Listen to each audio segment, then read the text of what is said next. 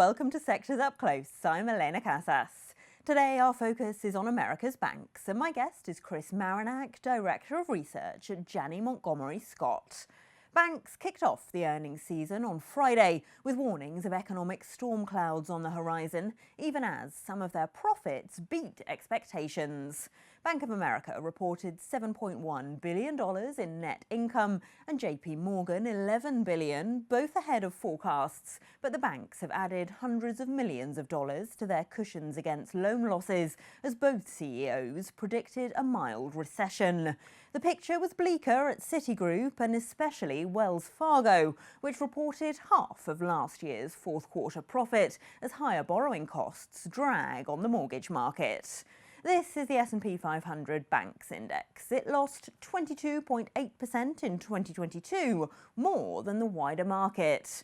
Among the big banks, JP Morgan Chase is the largest, with a market cap of $419 billion, followed by Bank of America, Wells Fargo, Morgan Stanley and Goldman Sachs. So, if the bank CEOs are right that the US is sliding into recession, will their shares offer a return in 2023? Let's ask Chris Marinac of Janney Montgomery Scott. Chris, we saw a mixed picture from the bank CEOs on Friday. Some better numbers, but some very pessimistic forecasts. What did you make of what they said? Well, I think the banks are being careful, Elena. I think they look at this year as very much a wild card in terms of how well the economy does or does not do. I think there's a certain amount of caution because if investment banking does not come back, that's going to be a negative for revenues. Certainly, credit quality could deteriorate as the year goes on. I do feel that the banks are well positioned to weather the credit storm that may occur this year and in 2024. But I think the amount of uncertainty, it was expressed on Friday, and I think likely will be repeated this week with other banks to call. You said if investment banking does not come back, that will be negative, but are you expecting that it will recover? I think markets have the opportunity to do better, both fixed income and equity. We don't have to have a boom time this year to make incremental revenue. If we just have some modest progress, that could be a win. The volatility in the markets of all types most likely will continue, so there still are trading opportunities. But I think the investment banking business has been soft the last quarter or two, and so any modest snapback can be very productive for revenues. What about weakening consumer lending and especially home loan business? Wells Fargo on Friday reported a big slump in mortgage demand.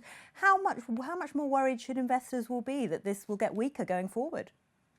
So I think the demand drop in Q4 had a lot to do with the surge in interest rates for mortgages. Those have eased. So in some respects, I think that the mortgage business could be slightly better, particularly as we head into the spring selling season.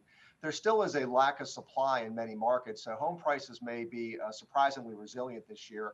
But really, seeing the drop in the 10-year and 30-year mortgage is very productive, and the treasury rates that have declined kind of are leading indicator to that regard. So that could actually be helpful. On the consumer loan, home equity front, it might be slower because those are tied to prime rate and tied to Fed funds. And of course, those continue to rise with the Fed seeking to tighten at least once more this first quarter. The Fed is insistent that it's going to keep rates at a restrictive level until perhaps the end of the year. What will that mean for the banks? Well, I think for most banks, you have a rate reset happening in their loan portfolio and in their earning asset yields. So that's still a positive. We measure about 18% stronger pre-tax, pre-provision revenues in 2023 versus 2022 because of the reset of rates.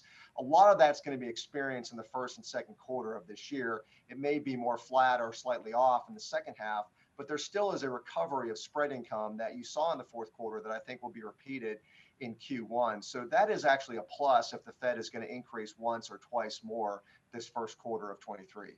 Let's drill down a bit into individual stocks, Chris. Among these big banks, which are the best bets for investors? So the cheapest bank stock is Wells Fargo. I think among the large regional and national companies, Bank of America is the most resilient.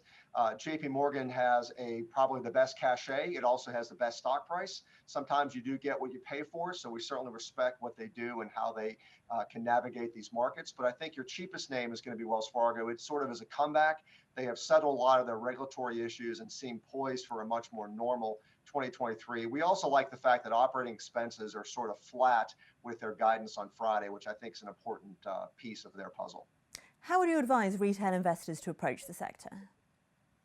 So dividends are secure. So I think bank dividends are a very good place to shop for incremental yield.